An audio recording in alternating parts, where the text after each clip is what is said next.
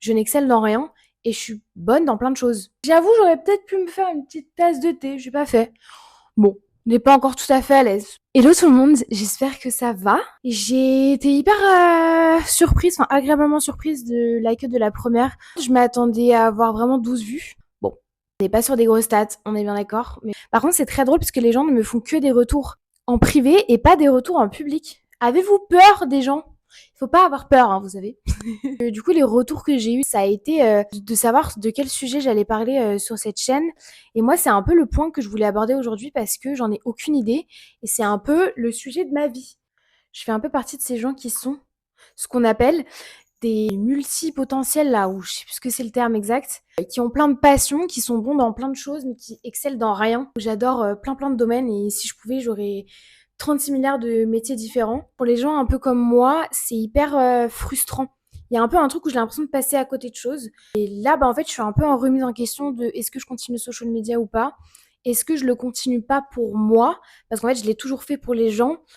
J'étais plutôt bonne dedans, mais encore une fois, je n'excellais pas parce que je n'excelle dans rien. C'est très particulier, mais il y a plein de gens qui vont avoir une destination, genre one path to follow. Désolée, c'est chiant les transitions en anglais là, mais j'y arrive pas.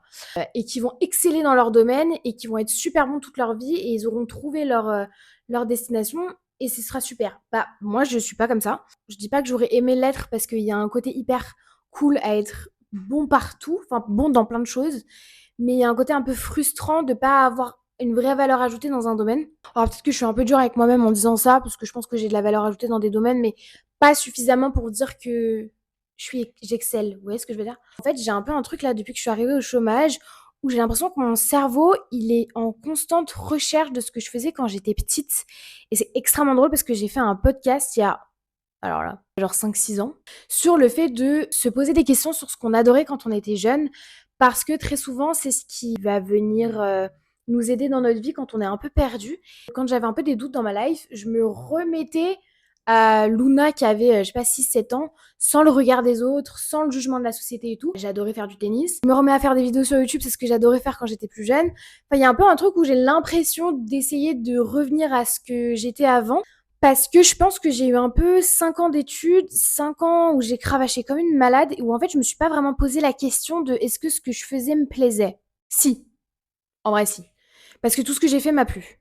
Mais j'étais un peu sur le truc de il faut que je trouve une alternance ou il faut que je trouve un stage qui a de la gueule pour mon CV. Franchement, je suis fan de mes expériences pour rien au monde. Je les changerais. Par contre, je sais pas si c'est ce qui me va maintenant. Comme je l'avais dit dans ma précédente vidéo, je ressors de mon expérience chez Sephora en social media. J'ai adoré. Sincèrement, je pensais pas autant aimer. Moi, le monde de la cosmétique, le monde du make-up, le monde de la skincare, c'était pas un truc qui me mettait des étoiles dans les yeux de base. Mais je m'étais dit, en vrai, ça pourrait être hyper intéressant de le faire. J'avais jamais visé Sephora. Hein. De base, j'avais visé Clarins qui ne m'ont jamais pris. Au final, je me suis retrouvée chez Sephora. C'était bien mieux, vraiment. Et en fait, j'ai adoré, genre.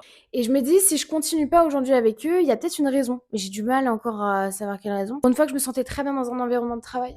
Et du coup, ça me fait me poser les questions que j'avais pas envie de me poser, en fait. Ce job chez Sephora m'avait vraiment rassurée sur plein de points dans ma life. Quelle est la prochaine étape? Il faut savoir rebondir, mais j'ai du mal à rebondir. Tout ça pour revenir sur le fait que d'être un peu bien partout et de kiffer plein de choses, en fait, ton cerveau, il se perd. Parce que là, du coup, j'ai adoré faire de la cosmé, mais comme la cosmé ne veut plus de moi, mettons des énormes guillemets, d'un seul coup, je suis en mode, ok, on va faire autre chose. Parce que j'ai tellement de passion dans mon cerveau que je suis en mode, waouh, mais du coup, il y a plein d'autres choses à tester. C'est super fatigant. C'est quand même particulier de travailler pour du social media d'entreprise. C'est courir après des stats, c'est courir après plein de choses. Je sais pas si en termes de... C'est pas valeur le mot, mais si en termes de vie, je me vois vraiment faire ça toute ma life. Parce qu'en fait, c'est beaucoup de stress, c'est beaucoup de responsabilité en vrai. Et en fait, voilà. C'est essayer de contrôler des choses dont on n'a pas le contrôle ou très peu de contrôle. Genre, par exemple, tu vas faire une vidéo, tu vas te dire elle va fonctionner. Et en fait, pas du tout. Ou tu vas faire une vidéo, tu vas te dire putain, ça va être un gros flop, et en fait, c'est une grosse réussite. Et ce truc-là, d'avoir un semblant de contrôle sur des choses, oh mon dieu, qu'est-ce que c'est drainant, punaise. Oh, t'as l'impression de faire des choses tout bien pour l'algorithme, et en fait, tu te rends compte que pas du tout le truc il flop. Et t'as pas d'explication. Des fois, il n'y a pas d'explication. Et ça, j'ai tellement essayé de l'expliquer à des clients, parce que les clients me disaient, mais pourquoi là, ta vidéo, elle a super bien fonctionné, et pourquoi elle a pas du tout? Il y a des moments, c'est réellement inexpliqué. et inexplicable. Et du coup, je me dis, en fait, la pression de bosser pour une entreprise et de devoir délivrer des choses où bah, des fois, tu as envie que le truc fonctionne, tu mets tout ton cœur pour que le truc fonctionne et ça fonctionne pas, et que tu dois expliquer pourquoi ça fonctionne, mais t'as pas les réponses, c'est hyper frustrant. Alors que si tu le fais pour toi, bah, il y a que à toi et entre toi et toi-même que tu dois justifier de pourquoi ça a fonctionné ou pas, vous voyez. Mais je sais que le YouTube Game, si je veux m'y remettre, il est ultra bouché, c'est maxi niche. Qui va m'écouter, je sais pas. Pendant des années et des années, je m'étais dit, j'ai envie de reprendre les vidéos sur YouTube, mais où je me suis toujours dit, t'as pas le temps, Luna. Foncièrement, tu n'as pas le temps. Et là, bah, pour une fois dans ma vie, j'ai le temps et je me dis, rien n'arrive par hasard. Je suis pas au chômage par hasard, je refuse de croire ça. Dans ma dernière vidéo, j'étais en mode, ouais, bah, peut-être que je vais faire de l'hôtellerie, peut-être que je vais être hostesse d'accueil. Et en fait, plus j'y pense, plus je suis en mode non.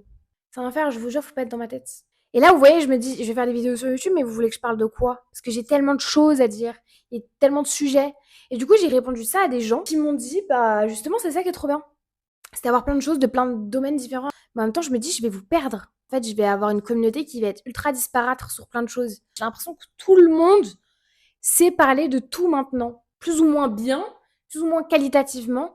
Mais du coup, là, quelle est ma plus-value dans cet orchestre de créateurs de contenu, de youtubeurs, de youtubeuses qui sont déjà ultra installés? Et puis t'as moi maintenant qui débarque après 8 ans à avoir rien fait comme contenu, genre. Mais si je lâchais prise totalement, honnêtement, aujourd'hui je vous ferai des contenus fitness, je vous ferai des contenus un peu cooking, je vous ferai des contenus un peu coach de vie, je vous ferai des contenus un peu hôtellerie, je vous ferai des contenus un peu création de contenu, photo, freelance, business girl. J'aurai plein de choses à dire, mais mon cerveau est tellement un tout mélangé que je pense que personne me suivrait en fait. C'est un peu la peur de pas être comprise. Voilà. Et là, par exemple, cette vidéo, j'ai l'impression de parler à 1000 à l'heure. Je pense que personne n'aura besoin de m'écouter en 1.5. Je vous en prie. Avec plaisir. Je vais voir aussi ce que ça va donner et ce qui plaît. Je vous ai présenté Lucky. Oui, je vous ai présenté Lucky. Tu veux parler, ma vie? Il mange mon micro, le petit bâtard. Je pense que j'ai une petite plus-value à apporter sur YouTube. J'ai pas encore l'axe de communication. Ah ouais, voilà.